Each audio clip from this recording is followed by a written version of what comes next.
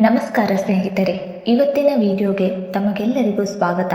ಸ್ನೇಹಿತರೆ, ಶನಿ ಸಾಡೆ ಸಾತಿ ಎಂಬುದು ಯಾವುದೇ ಸಾಮಾನ್ಯ ಜ್ಯೋತಿಷ್ಯ ಘಟನೆಯಲ್ಲ. ಇದು ಮಾನವನ ಜೀವನದಲ್ಲಿ ಒಳಗಿನಿಂದ ಒಡೆದು ಮತ್ತೆ ಹೊಸದಾಗಿ ನಿರ್ಮಾಣವಾಗುವ ಅತ್ಯಂತ ಮಹತ್ವದ ಕಾಲಘಟ್ಟವಾಗಿದೆ. ಚಂದ್ರ ರಾಶಿಗೆ ಶನಿ 12ನೇ ಭಾವಕ್ಕೆ ಪ್ರವೇಶಿಸಿದಾಗ ಸಾಡೆ ಸಾತಿ ಆರಂಭವಾಗುತ್ತದೆ.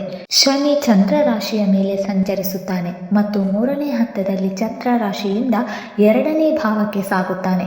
ಮಕರ ರಾಶಿಯೇ ಶನಿಯ ಸ್ವರಾಶಿಯಾಗಿರುವುದರಿಂದ ಮಕರ ರಾಶಿಗೆ ಶನಿ ಸಾಡೆ ಸಾತಿ ಬಂದಾಗ ಅದರ ಪ್ರಭಾವ ಸಾಮಾನ್ಯಕ್ಕಿಂತ ಹೆಚ್ಚು ಗಂಭೀರವಾಗಿದ್ದು ಸಂಪೂರ್ಣವಾಗಿ ಕರ್ಮಧಾರಿತವಾಗಿರುತ್ತದೆ.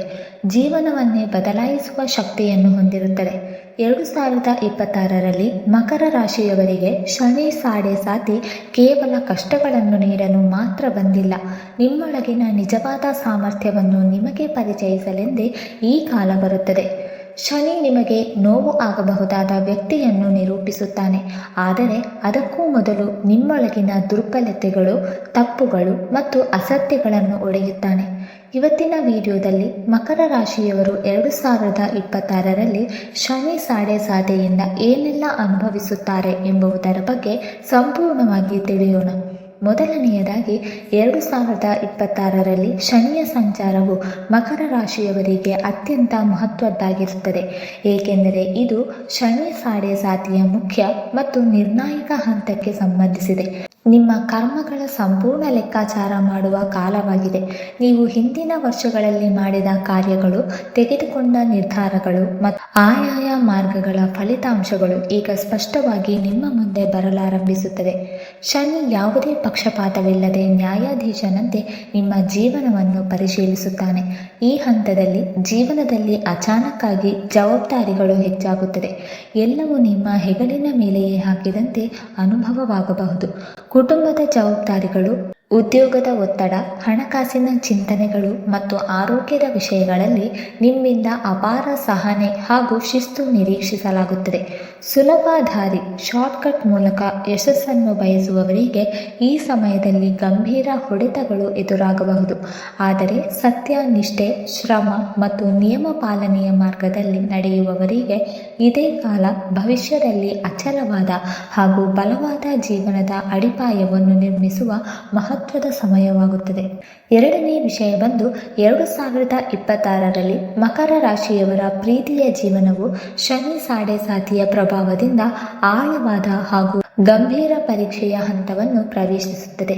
ಈ ಅವಧಿಯಲ್ಲಿ ನಿಮ್ಮ ಮತ್ತು ನಿಮ್ಮ ಪ್ರೀತಿಯ ಸಂಗಾತಿಯ ನಡುವೆ ಭಾವನಾತ್ಮಕ ಅಂತರ ಹೆಚ್ಚಾಗುತ್ತಿರುವಂತೆ ಅನುಭವವಾಗಬಹುದು. ಹಿಂದೆ ಸಹಜವಾಗಿ ನಡೆಯುತ್ತಿದ್ದ ಮಾತುಕತೆಗಳು ಕಡಿಮೆಯಾಗಬಹುದು. ಸಣ್ಣ ವಿಷಯಗಳಲ್ಲಿಯೂ ಅರ್ಥ ಮಾಡಿಕೊಳ್ಳುವಿಕೆಯ ಕೊರತೆ ಕಾಣಿಸಿಕೊಳ್ಳಬಹುದು. ಕೆಲವೊಮ್ಮೆ ನಿಮ್ಮ ಸಂಗಾತಿ ನಿಮ್ಮಿಂದ ನಿರ್ಲಕ್ಷ್ಯವಾಗುತ್ತಿರುವಂತೆ ಭಾವಿಸಬಹುದು, ಏಕೆಂದರೆ ಶನಿ ನಿಮ್ಮ ಮೇಲೆ ಕೆಲಸ, ಜವಾಬ್ದಾರಿಗಳು ಮತ್ತು ಜೀವನದ ಒತ್ತಡಗಳನ್ನು ಹೆಚ್ಚಿಸುತ್ತಾನೆ. ಈ ಕಾರಣದಿಂದ ನಿಮ್ಮ ಪ್ರೀತಿ ಜೀವನಕ್ಕೆ ಸಮಯ ಕೊಡಲು ಕಷ್ಟವಾಗಬಹುದು. ಆದರೆ ನಿಮ್ಮ ಸಂಗಾತಿಗೆ ಸಮಯದಲ್ಲಿ ಹೆಚ್ಚು ಗಮನ, ನಿಷ್ಠೆ ಮತ್ತು ಸ್ಪಷ್ಟವಾದ ಭಾವನೆಗಳ ಅಭಿವ್ಯಕ್ತಿ ಅಗತ್ಯವಿರುತ್ತದೆ. ಈ ಕಾಲದಲ್ಲಿ ಮೇಲ್ಮೆಯ ಪ್ರೀತಿ, ಶಾರ್ಟ್ಕಟ್ ಸಂಬಂಧಗಳು, ಸುಳ್ಳಿನ ಮೇಲೆ ನಿಂತಿರುವ ಹಾಗೂ ಗೊಂದಲದಿಂದ ತುಂಬಿರುವ ಸಂಬಂಧಗಳು ನಿಧಾನವಾಗಿ ಕುಸಿದು ಬೀಳುತ್ತದೆ. ಶನಿ ಇಂತಹ ಅಸ್ಥಿರ ಸಂಬಂಧಗಳನ್ನು ಸಹಿಸುವುದಿಲ್ಲ, ಆದರೆ ಹೃದಯದಿಂದ ಹೃದಯಕ್ಕೆ ಜೋಡಿಸಲ್ಪಟ್ಟಿರುವ ನಿಜವಾದ ಪ್ರೀತಿ, ತ್ಯಾಗ, ಸಹನೆ ಮತ್ತು ನಂಬಿಕೆಯ ಮೇಲೆ ನಿರ್ಮಿತವಾದ ಸಂಬಂಧಗಳು ಈ ಪರೀಕ್ಷೆಯ ಮೂಲಕ ಇನ್ನಷ್ಟು ಬಲವಾಗುತ್ತದೆ. ಕೆಲವು ಮಕರ ರಾಶಿಯವರು ಈ ಸಮಯದಲ್ಲಿ ಪ್ರೀತಿಯ ಅರ್ಥವನ್ನು ಹೊಸ ದೃಷ್ಟಿಯಿಂದ ಅರ್ಥ ಮಾಡಿಕೊಳ್ಳುತ್ತಾರೆ. ಕೇವಲ ಭಾವನೆ ಮಾತ್ರವಲ್ಲ, ಜವಾಬ್ದಾರಿ, ಗೌರವ ಮತ್ತು ಪರಸ್ಪರ ಬೆಂಬಲವು ಪ್ರೀತಿಯ ಅವಿಭಾಜ್ಯ ಭಾಗಗಳೆಂದು ತಿಳಿಯುತ್ತಾರೆ. ಅಂತಿಮವಾಗಿ ಶನಿ ಸಾಡೆ ಸಾತಿ ನಿಮ್ಮ ಪ್ರೀತಿ ಜೀವನವನ್ನು ಮುರಿಯಲು ಅಲ್ಲ, ಅದನ್ನು ಪ್ರೌಢತೆ, ಸ್ಥಿರತೆ ಮತ್ತು ಆಳತೆಯ ಹೊಸ ಹಂತಕ್ಕೆ ಕರೆದೊಯ್ಯಲು ಬಂದಿರುತ್ತದೆ. ಮೂರನೆಯ ವಿಷಯ ಬಂದು 2026ರಲ್ಲಿ ವಿವಾಹಿತ ಮಕರ ರಾಶಿಯವರ ದಾಂಪತ್ಯ ಜೀವನದಲ್ಲಿ ಸಹನೆ, ಸಹಾನುಭೂತಿ ಮತ್ತು ಆತ್ಮನಿಯಂತ್ರಣ ಅತ್ಯಂತ ಅಗತ್ಯವಾಗಿರುತ್ತದೆ. ಶನಿ ಸಾಡೆ ಸಾತಿಯ ಪ್ರಭಾವದಿಂದ ಜೀವನ ಸಂಗಾತಿಯ ಆರೋಗ್ಯದ ಬಗ್ಗೆ ಚಿಂತನೆಗಳು ಹೆಚ್ಚಾಗಬಹುದು ಅಥವಾ ಅವರ ಮನಸ್ಸಿನ ಒತ್ತಡಗಳು ನಿಮ್ಮ ಮೇಲೆಯೇ ಬರುವ ಸಾಧ್ಯತೆ ಇದೆ. ಕೆಲ ಸಂದರ್ಭಗಳಲ್ಲಿ ಸಂಗಾತಿಯ ಭಾವನೆಗಳನ್ನು ಸರಿಯಾಗಿ ಅರ್ಥ ಮಾಡಿಕೊಳ್ಳಲು ಆಗದಿರುವುದು, ಮಾತುಗಳ ತಪ್ಪು ಅರ್ಥ ಅಥವಾ ಮೌನವೇ ದೊಡ್ಡ ಅವಾಂತರವನ್ನು ಸೃಷ್ಟಿಸುವ ಸ್ಥಿತಿಗಳು ಎದುರಾಗಬಹುದು. ಕೆಲಸದ ಒತ್ತಡ, ಹಣಕಾಸಿನ ಚಿಂತೆಗಳು ಅಥವಾ ಕುಟುಂಬದ ಹಿರಿಯರ ಜವಾಬ್ದಾರಿಗಳು ದಾಂಪತ್ಯ ಜೀವನದ ಮೇಲೆ ನೆರಳು ಬೀರುವ ಸಾಧ್ಯತೆ ಇದೆ. ಈ ಅವಧಿಯಲ್ಲಿ ಕೆಲ ಮಕರ ರಾಶಿಯವರಿಗೆ ಮನಸ್ಸಿನೊಳಗೆ ಒಂಟಿತನದ ಭಾವನೆ ಕಾಡಬಹುದು. ಸಂಗಾತಿ ನಿಮ್ಮೊಂದಿಗೆ ಇದ್ದರೂ ಸಹ ನಿಮ್ಮ ಭಾವನೆಗಳನ್ನು ಯಾರೂ ಅರ್ಥ ಮಾಡಿಕೊಳ್ಳುತ್ತಿಲ್ಲ ಎಂಬ ಅನುಭವ ಉಂಟಾಗಬಹುದು. ಆದರೆ ಇದನ್ನು ತಪ್ಪಾಗಿ ಅರ್ಥ ಮಾಡಿಕೊಂಡು ಬೇಸರ ಅಥವಾ ದೂರವನ್ನು ಹೆಚ್ಚಿಸಿಕೊಳ್ಳುವುದು ಶನಿಯ ಪರೀಕ್ಷೆಯನ್ನು ಕಠಿಣಗೊಳಿಸಬಹುದು.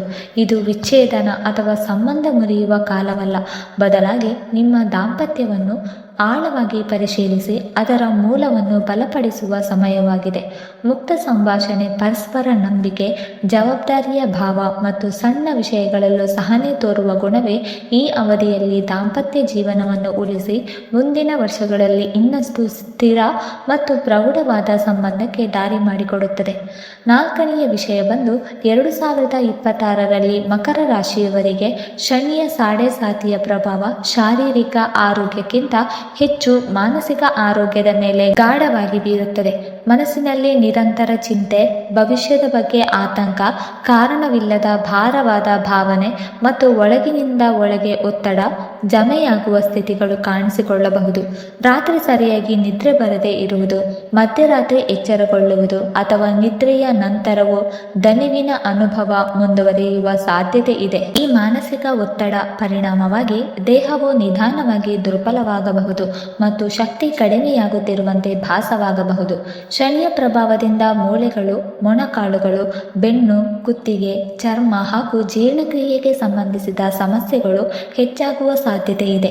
ಹಳೆಯ ನೋವುಗಳು ಮತ್ತೆ ತೀವ್ರವಾಗಬಹುದು ಅಥವಾ ಸಣ್ಣ ಆಲಸ್ಯವು ದೊಡ್ಡ ಸಮಸ್ಯೆಗೆ ಕಾರಣವಾಗಬಹುದು. ಇದರಿಂದ ಶನಿ ನಿಮಗೆ ಜೀವನ ಶೈಲಿಯಲ್ಲಿ ಶಿಸ್ತು ಮತ್ತು ನಿಯಮ ಪಾಲನೆ ಎಷ್ಟು ಅಗತ್ಯವೆಂಬುದನ್ನು ಕಲಿಸಲು ಬರುತ್ತಾನೆ. ಅಸಮಯದ ಊಟ, ಅತಿಯಾದ ಕೆಲಸ, ವಿಶ್ರಾಂತಿಯ ಕೊರತೆ ಮತ್ತು ಮನಸ್ಸಿಗೆ ವಿಶ್ರಾಂತಿ ಕೊಡದಿರುವುದು ಈ ಅವಧಿಯಲ್ಲಿ ಆರೋಗ್ಯ ಸಮಸ್ಯೆಗಳನ್ನು ಹೆಚ್ಚಿಸಬಹುದು. ಆದ್ದರಿಂದ ನಿಯಮಿತ ವ್ಯಾಯಾಮ, ಯೋಗಾಸನಗಳು, ಪ್ರಾಣಾಯಾಮ, ಧ್ಯಾನ ಮತ್ತು ಸಮಯಕ್ಕೆ ಸರಿಯಾದ ಸರಳ ಹಾಗೂ ಪೌಷ್ಟಿಕ ಆಹಾರವನ್ನು ತೆಗೆದುಕೊಳ್ಳುವುದು ಅತ್ಯಂತ ಅಗತ್ಯ.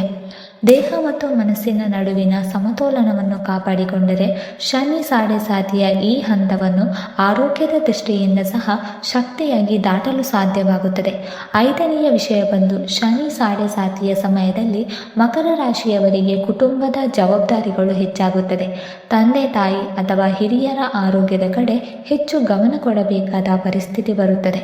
ಕುಟುಂಬದಲ್ಲಿ ನಿಮ್ಮ ಮಾತಿಗೆ ಕಡಿಮೆ ಮೌಲ್ಯ ಸಿಗುತ್ತದೆ ಎಂಬ ಭಾವನೆ ಕೆಲವೊಮ್ಮೆ ಕಾಡಬಹುದು. ಸಾಮಾಜಿಕ ವಲಯವು ಸಣ್ಣದಾಗಿರುತ್ತದೆ, ಆದರೆ ಅದು ಕೆಟ್ಟದಲ್ಲ.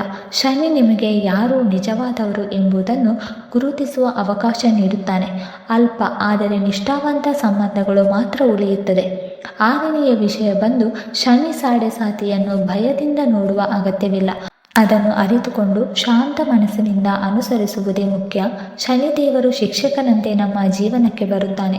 ಅವನ ಉದ್ದೇಶ ನಮ್ಮನ್ನು ಕಷ್ಟಪಡಿಸುವುದು ಅಲ್ಲ, ಬದಲಾಗಿ ನಮ್ಮೊಳಗಿನ ತಪ್ಪುಗಳನ್ನು ಸರಿಪಡಿಸಿ ಸರಿಯಾದ ದಾರಿಗೆ ನಡೆಸುವುದಾಗಿದೆ.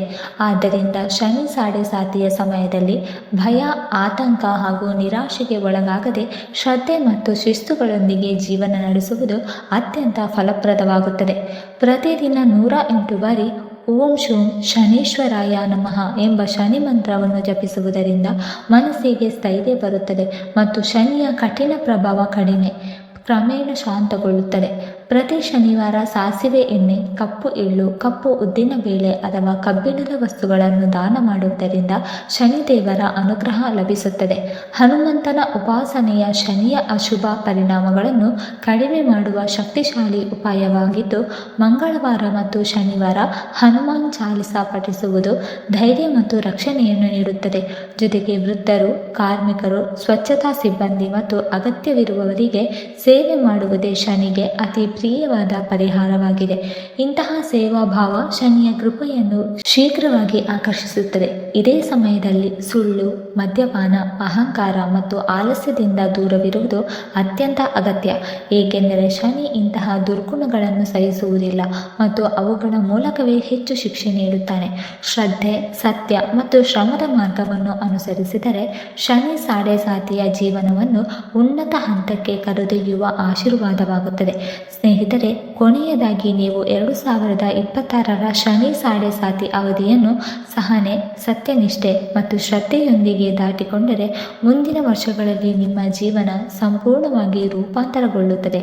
ನೀವು ಹಿಂದೆಗಿಂತ ಹೆಚ್ಚು ಮಾನಸಿಕವಾಗಿ ಬಲಿಷ್ಠರಾಗುತ್ತೀರಿ, ಸ್ವಾವಲಂಬನೆಯನ್ನು ಗಳಿಸುತ್ತೀರಿ ಮತ್ತು ಸಮಾಜದಲ್ಲಿಯೂ ಕುಟುಂಬದಲ್ಲಿಯೂ ಗೌರವ ಪಡೆಯುವ ವ್ಯಕ್ತಿಯಾಗಿ ಬೆಳೆಯುತ್ತೀರಿ. ಶನಿ ನೀಡುವ ಪಾಠಗಳು ಕಠಿಣವಾಗಿದ್ದರೂ ಅವು ನಿಮ್ಮ ಒಳಗಿನ ಶಕ್ತಿಯನ್ನು ಹೊರತಂದು ನಿಮ್ಮನ್ನು ಜೀವನದ ದೊಡ್ಡ ಸವಾಲುಗಳನ್ನು ಎದುರಿಸಲು ಸಿದ್ಧಗೊಳಿಸುತ್ತದೆ. ಶನಿ ಸಾಡೆಸಾತಿಯ ನಂತರ ಮಕರ ರಾಶಿಯವರಿಗೆ ಅವರು ಎಂದಿಗೂ ಕಲ್ಪಿಸುತ್ತಿರುವಂತಹ ಫಲಗಳು ದೊರೆಯುವ ಸಾಧ್ಯತೆ ಇದೆ. ಇದು ಅಚಾನಕ ಲಾಭ ಮತ್ತು ಸುಲಭ ಯಶಸ್ಸು ಅಲ್ಲ, ಬದಲಾಗಿ ವರ್ಷಗಳ ಶ್ರಮ, ತ್ಯಾಗ ಮತ್ತು ಸಹನೆಯ ಪ್ರತಿಫಲವಾಗಿರುತ್ತದೆ. ಆದರೆ ಈ ಬಹುಮಾನ ಎಲ್ಲರಿಗೂ ಸಿಗುವುದಿಲ್ಲ. ಶನಿಯ ಪರೀಕ್ಷೆಯಲ್ಲಿ ಸತ್ಯ, ಶಿಸ್ತು ಮತ್ತು ನೈತಿಕತೆಯನ್ನು ಪಾಲಿಸಿ ನಿಲ್ಲುವವರಿಗೆ ಮಾತ್ರ ಈ ಆಶೀರ್ವಾದ ದೊರಕುತ್ತದೆ.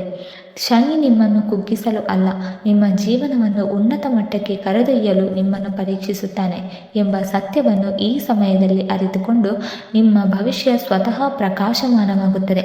ವೀಕ್ಷಕರೇ, ಈ ಮಾಹಿತಿ ನಿಮಗೆ ಇಷ್ಟವಾಗಿದ್ದರೆ ದಯವಿಟ್ಟು ಲೈಕ್ ಮಾಡಿ, ಶೇರ್ ಮಾಡಿ ಮತ್ತು ಕಮೆಂಟ್ ಮಾಡಿ. ಹಾಗೆ ಮುಂದಿನ ವಿಡಿಯೋಸ್ಗಳಿಗಾಗಿ ನಮ್ಮ ಚಾನಲನ್ನು ಸಬ್ಸ್ಕ್ರೈಬ್ ಮಾಡಿಕೊಳ್ಳಿ. ಧನ್ಯವಾದಗಳು.